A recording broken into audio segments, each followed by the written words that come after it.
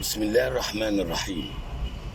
قبل ما ابدا الكلام واقول السلام بقول تحيا مصر العظيمه، مصر ام الدنيا، مصر قد الدنيا. طبعا اخر فيديو عملته كنت اتكلمت على الطابية اليسرى في الورديان، وكنت يعني وضحت الامور دي، وقلت ان طابية اليسرى بس فيها القوات المسلحه. وطبعا قلت هتكلم على طابية تانية، ودي معظم اهل الماكس والدخيله عارفينها، ودي بتعتبر من الاثار برضو. معرفش الدوله عشرات السنين ليه هملاها، فيها اهمال كبير، وفي اجزاء منها وقعت واجزاء موجوده، وانت لو عديت كده بتشوفها، لكن انت ما تعرفش دي ايه. معظم الناس لما يشوفوها يقولوا عليها ان ده بيت واقع، بيت مهجور، لكن دي طابية كانت بتدافع عن مدينة اسكندرية في الجزء ده. حتى في على الرملة مدفع بواقي الطابية مرمي على الرملة. ربنا يستر بس ما يتسرقش ويتباع خردة ويعني هي في منطقة الماكس، منطقة الدخيلة، آخر شاطئ الدخيلة وأنت داخل على المينا. يعني آخر شاطئ الدخيلة وأنت داخل على المينا، بعد في البيوت وفي مدرسة. لو بصيت كده وأنت راكب المشروع وهو ماشي على البحر، على اليمين كده آخر الشاطئ هتلاقي فيه أرض، وفي وأنت ماشي على الأسفلت هتفكر إن ده بيت واقع. لأ، دي قلعة طابية، وهي من جوه تحفة. بتمنى برضو كامل الوزيري، لان هي بحيازتك، لان انت قلت ارض المينا دي حرم ميناء اسكندريه، وقلت هتدخل دي في المينا الجاف او المينا اللي يعني. بتمنى اللي انت تجيب بتوع الاثار. وهل دي متسجله في الاثار؟ طب المدفع اللي مرمي على الرمله ده مش تبع الاثار ولا ده تبع مين؟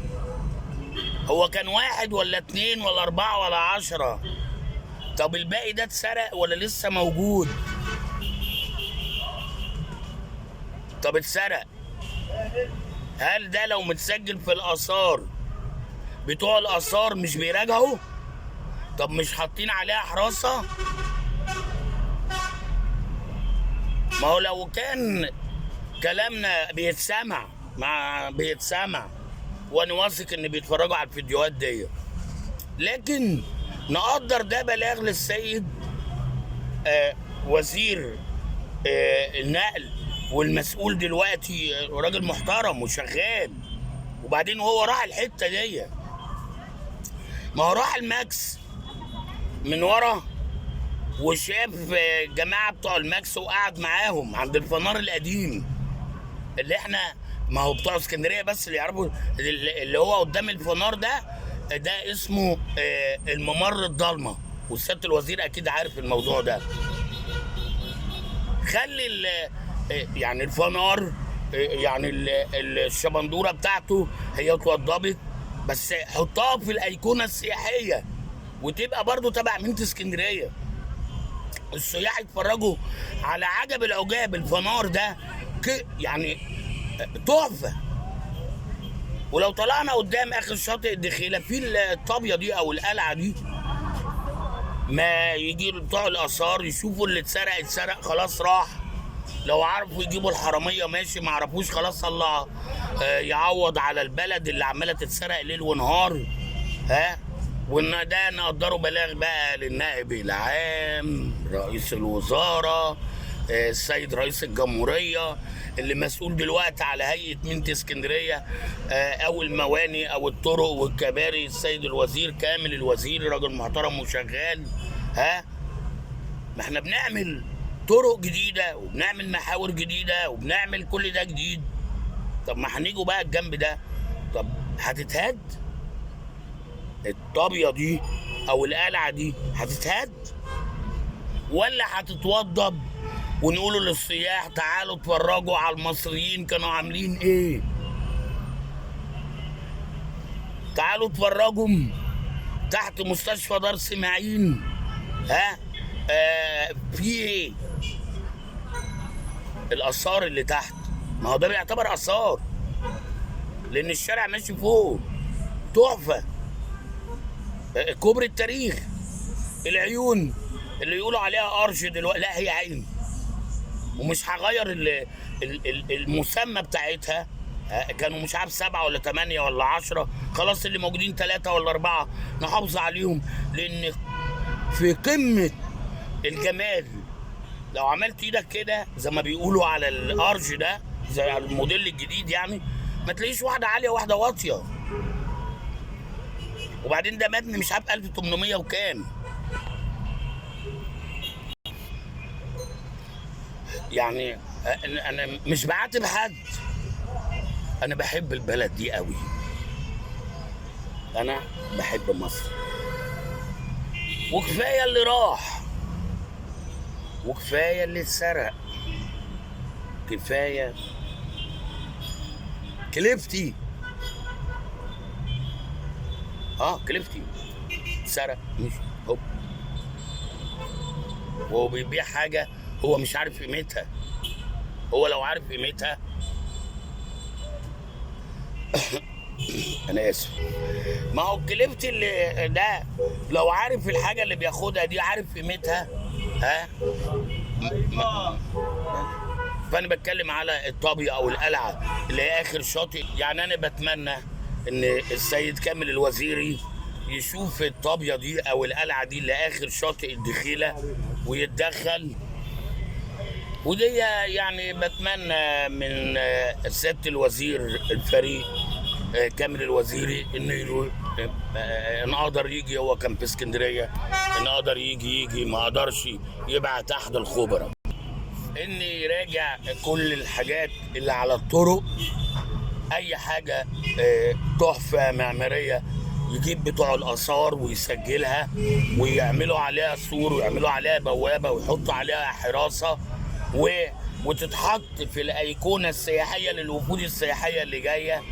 وبعد ما ياخدوا البرنامج بتاعهم يبقى على حساب الدولة في الأول، تعالوا هنفرجوكم على حاجة ويتصوروا ويعملوا دعاية، هم يعملوا دعاية.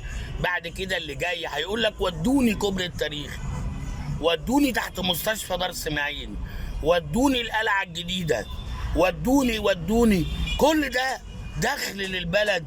بدل ما انتوا كده محتاسين عملة أجنبية نجيبوها منين والدولار بقى. ده الشعب النهارده شاغل دماغه الدولار طلع والدولار نزل. قال يعني الشعب كله بيتعامل بالدولار. الدولار انت مالك؟ واحد يقول لك البنزين غالي، انت عندك عربية سيادتك؟ لا، انت مالك؟ اصل كاوتش العربية، عندك عربية؟ لا، انت مالك؟ كاوتش العربية غالي ولا ما غلاش؟ عن امه ما غالي حاجة. انت فاهم حاجة؟ ما كل واحد يخليه في نفسه ويخليه في حاله عشان الدنيا تمشي، بدل ما انتوا عاملين تعكوا كده. كلهم بقوا خبرة في الاقتصاد، خبرة في التعنيات اللي هي البترول والغاز، خبرة في الطرق والكباري. الشعب كله بقى خبير في كل حاجة. فبتمنى ان كل واحد يعمل اللي عليه. كل واحد يعني على رأي رئيس السيسي كانوا في عشش والعشه جنب العشه، والراجل يتكلم مع مراته، فاهمين كلام انتوا؟ الراجل التاني يسمعه.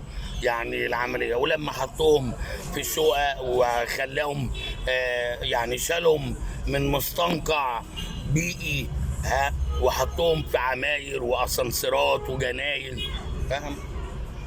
واحنا بنقول اذا اكرمت اللئيم فتمرضه، واذا اكرمت الكريم فاكرمك. هو اللئيم لما تكرمه ياكلك، بس انا مش عايز اخش في حاجات. بتمنى من سياده الوزير كامل الوزيري يشوف الحاجات دي، وانا واثق ان الدوله بتسمع الحاجات دي. المواطن ممكن يسمع يقول لك الراجل ده بيقول ايه. لا، انا بقول حاجات تاريخ عشان يبقى متوثق فعلا. مدفع من الاف السنين مرمي على الرمله، القلعه او الطابيه اللي في الماكس اللي في الدخيله، اخر شاطئ الدخيله. بتمنى ان دي تدخل الدوله وتعمل صيانه للمكان ده وتعمل الحاجه دي كلها. قبل ما اختم الكلام واقول السلام، بقول تحيا مصر العظيمه، مصر ام الدنيا، مصر قد الدنيا. والتحيه العسكريه لان كنت بخير اجناد الارض. تحيا مصر، تحيا مصر، تحيا مصر.